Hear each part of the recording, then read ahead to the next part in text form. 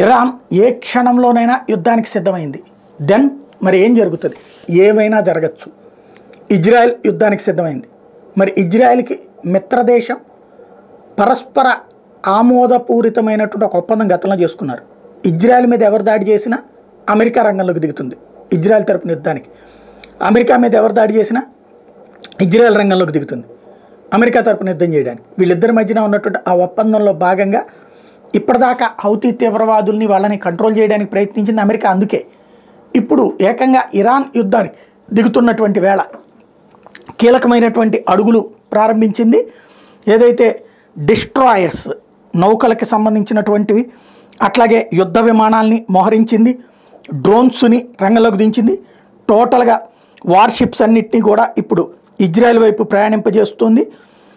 ఏ క్షణంలో ఏం జరిగినా ఇజ్రాయెల్ మీద దాడి ప్రారంభమైతే దానికి ప్రతీకారం తీర్చుకునేందుకు ఇజ్రాయెల్తో పాటు మేము కూడా సిద్ధమవుతాం అన్నటువంటి సంకేతాన్ని ఇచ్చింది. అత్యంత ప్రమాదకరమైనటువంటి సందర్భం. అమెరికన్ యుద్ధ నౌకలు అన్నీ కూడా ఈ దిశగా ప్రయాణిస్తూ ఉండటం. అదే సందర్భంలో రష్యా వైపు కొన్నింటి మోహరింపు చేస్తోంది. ఎందుకంటే ఒకవేళ ఇరాన్కి అనుకూలంగా రష్యా కనుక రంగంలోకి దిగితే, అట్లాగే చైనాని టార్గెట్ చేసుకుని అటు ప్రిపేర్ చేస్తోంది. క్వాడ్ దేశాలన్నిటిని అలర్ట్ చేస్తోంది. అట్లాగే అన్ని అమెరికన్ మిత్ర దేశాలు, యూరోపియన్, నాటో దేశాలన్నిటిని కూడా అలర్ట్ చేస్తోంది. ఇరాన్ అంటూ యుద్ధంలోకి దిగితే మొత్తం ప్రపంచ యుద్ధం వైపుకి దారితీసే ప్రమాదం అయితే కనబడుతోంది. అందుకు అనుగుణంగా కదలికలు ఆరంభమైనాయి.